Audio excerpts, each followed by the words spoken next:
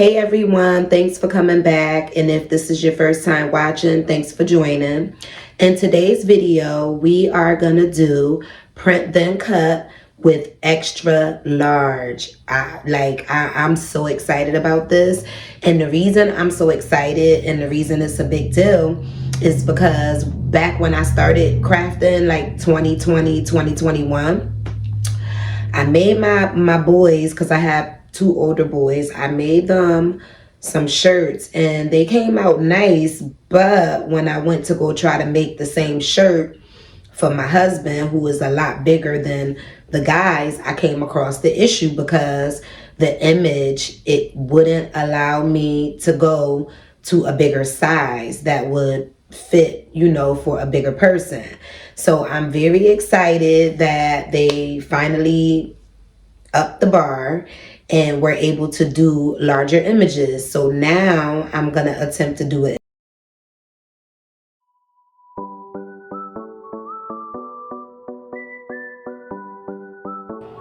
Okay, you guys, so as soon as I get here, I change it from a basic cut to a cut and print. Next, I'm gonna change my width to 10.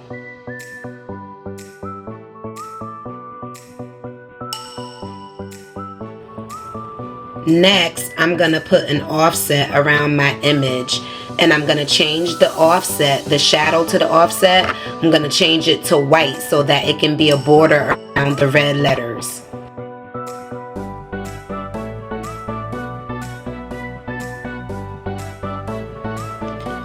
Now I'm gonna go select all, and I'm gonna go to the bottom and flatten. The reason you have to flatten is because that white border we put around the red letters, we have to bring them together for the print and cut image.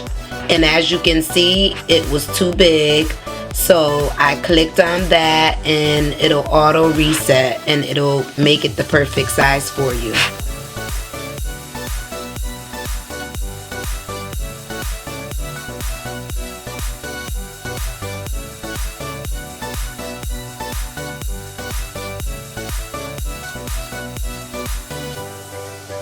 On this part, you do not have to mirror your image because we're using transfer paper.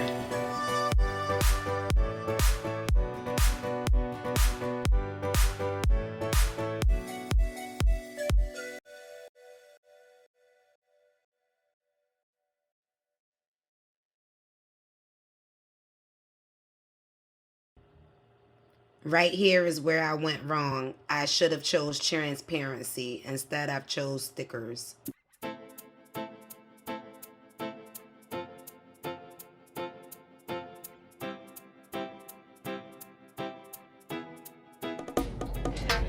Hey everyone, so guess what? We ran into a problem. So I did know that I was running low on my regular ink. The issue is I was running low on black. So I made sure that I picked an image that I wouldn't need black for, but I totally forgot about the black registration marks. And if you can see, I wanted to do this thick fillet image, but if you can see, the registration marks are there, but I don't think they're there enough for it to cut properly, so we're gonna see. Wish me luck.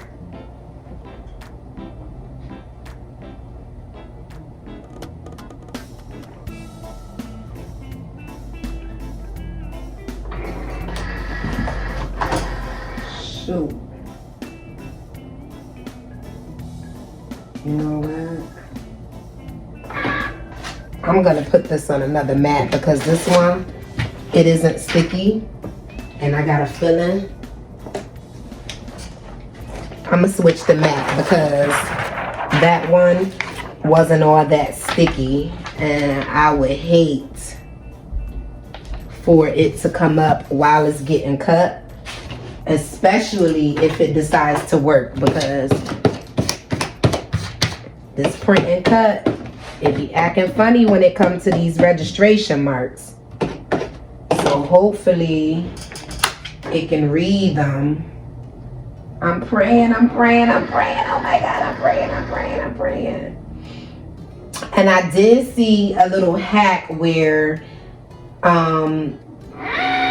someone said that they use like a black marker. Maybe I could get a black marker. The only thing I would be worried about with using the black marker, what if I mark up an area where it's not supposed to go? Then the red ink is messed up.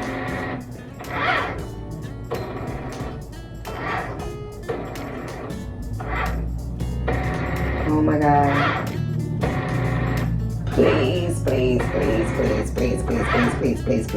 I do not want to run out to get ink. I cannot.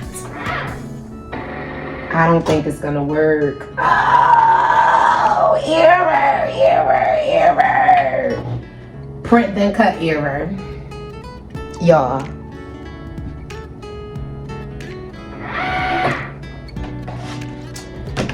Oh my God. Okay, you guys. So I tried something and I'm not sure if it'll work, but I grabbed my magic marker, black, and I went over the registration marks. They're not straight, but maybe I can trick the Cricut machine to think that those are the registration marks. And hopefully it will allow the cut. So the good thing about it is I can still move forward with the project if it does not read the registration marks. All I would have to do is cut the registration marks off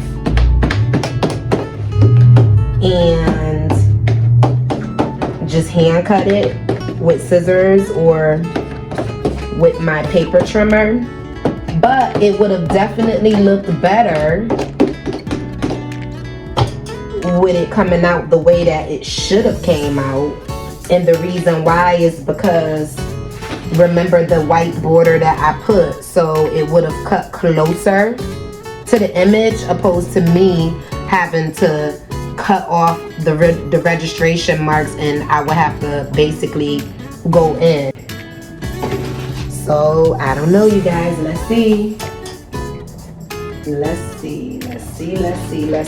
Oh my God, why does this keep popping up?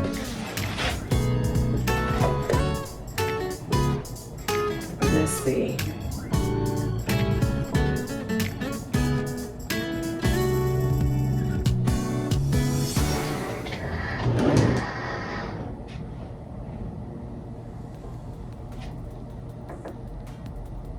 I hope it works. And I hope it works without messing up.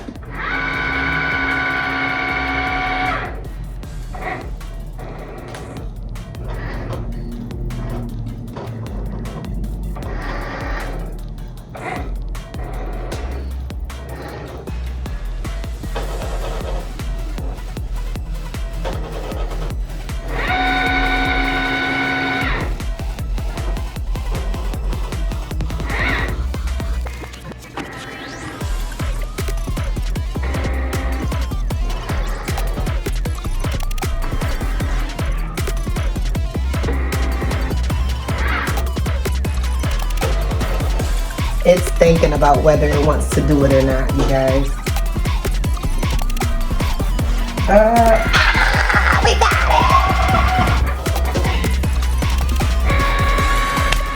We got it. Hey! Yes, it did. It was straight? Huh? It was straight? Yes. I'm so excited. That's crazy. Can't tell the difference between marker and actual lines. Right. I don't care. I'm excited. So whenever it doesn't have lines, you just do that. Right. Okay, you guys, so it actually worked. I'm so excited. So I saw that hack probably like a few months back because I've experienced this before, and I know one of them was saying something about tape, but I don't know how that will work. It just, to me, the marker made more sense because all I literally did was darken the lines that were actually there. I was a little nervous because if you look closely right here, I went a little off. And this one right here isn't all that perfect either. But nonetheless, it did cut exactly what I needed it to cut. So now we can move forward. Okay, you guys, so I was rushing a bit and I probably should have done it on the sticker setting. What I meant was I should not have used the sticker setting. I should have used transparency. Because I just realized that when you cut, depending on how, like what you choose, determines whether it cut all the way through or not. It looks like it did not cut all the way through in some areas. So I'm just gonna be careful while taking this apart. I'm just gonna be very careful because the part that's gonna come off, it's gonna look as if it's a sticker, and then I'll be able to peel the top layer off so that I can put it on my shirt.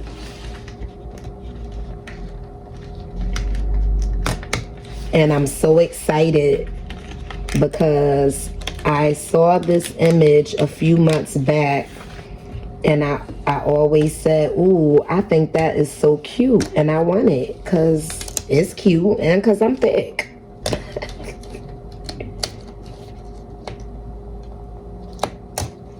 Okay, so as you can see, this is how it came out.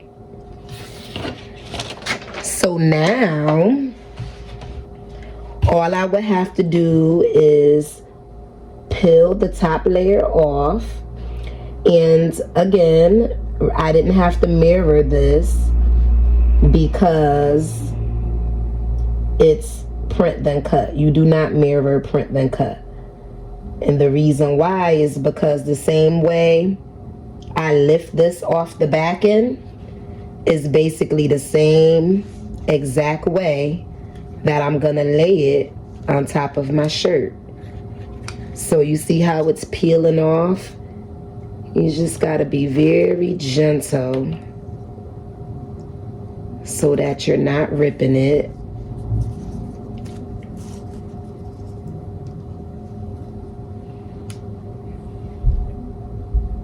And I cannot wait to wear these, well, to wear this shirt with my red Timbs.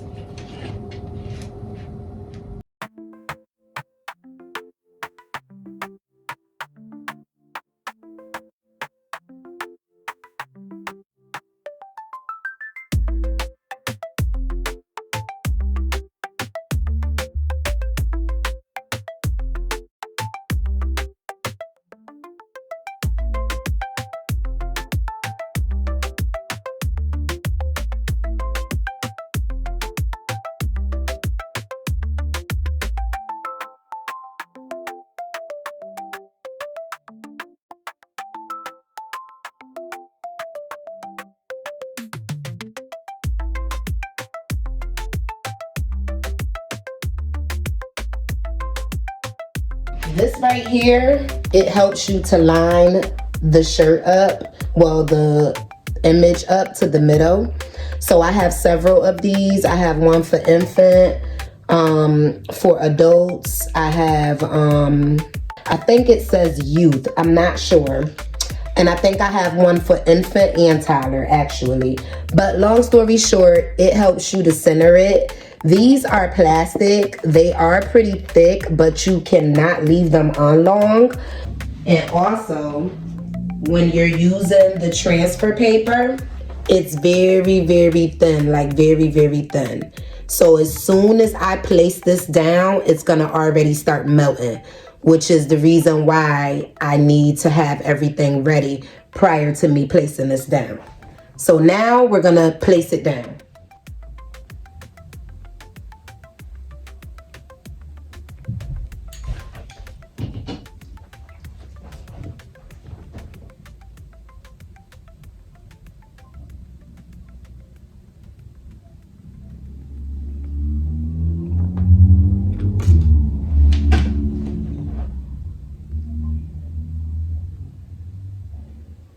And the only reason why I'm not wearing gloves today, you guys, is because that's very, very thin.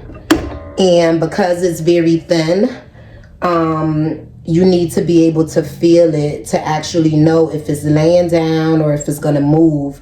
You really can't tell with the gloves on. So if you choose to do it this way, be careful and do it at your own risk.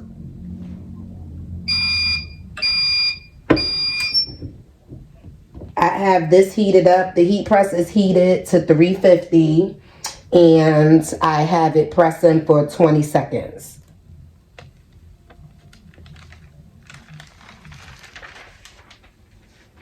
I don't know if I like how that looks. It's probably the ink though. I'm just gonna put it on for a little bit longer. But you got to be careful with this because it can easily burn too. Yeah, see, I'm not going to do any more because I don't want to burn it.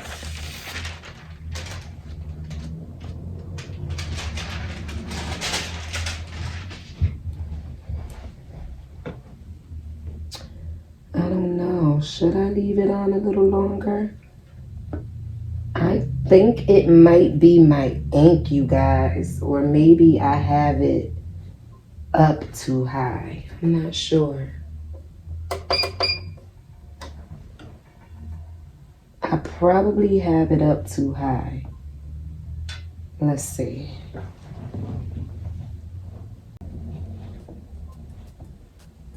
Let me just press it one more time. One more time. After this, that's it. That's it. Let's try the Teflon sheet. And let's do a little more pressure.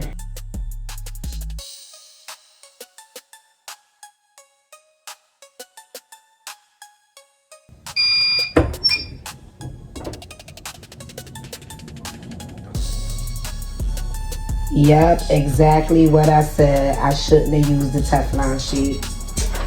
See y'all, I messed it up. I should not have used the Teflon sheet. I said that too.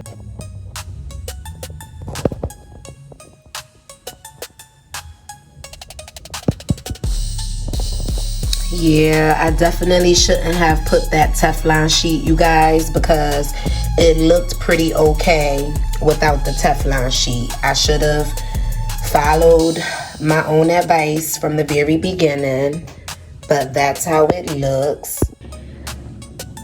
Okay, everybody, so here's the shirt. So, what I will say. So, this video, recording this video, yo, my nerves was on 10. Cause not me forgetting that I was running low on ink. Like I remembered, I knew, which was the whole reason why I was like, oh, let me just pick an image and just do a color that I ain't running low on. So it could get me through real quick. But it worked out. In the beginning, when like right before I pressed it, I had mentioned that I didn't want to use the Teflon sheet because I think I kind of remembered me using it and you were able to see like the imprint. And sure enough, soon, the moment I put this on, that's where it all went wrong. So that was an issue. So next time I know moving forward with the transfer paper, not to use the Teflon paper. Either use butcher paper or what's that other one? Parchment paper. And then what else I wanted to say? Oh, and I also kind of still feel like I had my temperature up too high. So with sublimation, you know, I sometimes I'll be sublimating, so I'm used to the heat press being up to like 400 or like 350, you know, like in that area. I personally feel like, well, the instructions for that transfer paper said 350, but me personally, I feel like I would want to stay in, like, because the heat presses, they vary. So because the heat presses vary, you may have to go lower and not what they suggest if your heat press gets like hot. So in my case, I think I need to take it down to like maybe 320, 315. So I'm gonna do it again. Obviously I'm not gonna record it, but I'm gonna try it again to see if my hypothesis is correct. But guess what? It wouldn't be a craft journey if everything came out right? So we gotta have some fails. This one is a fail, but thanks for watching, and don't forget to like, comment, share, and subscribe.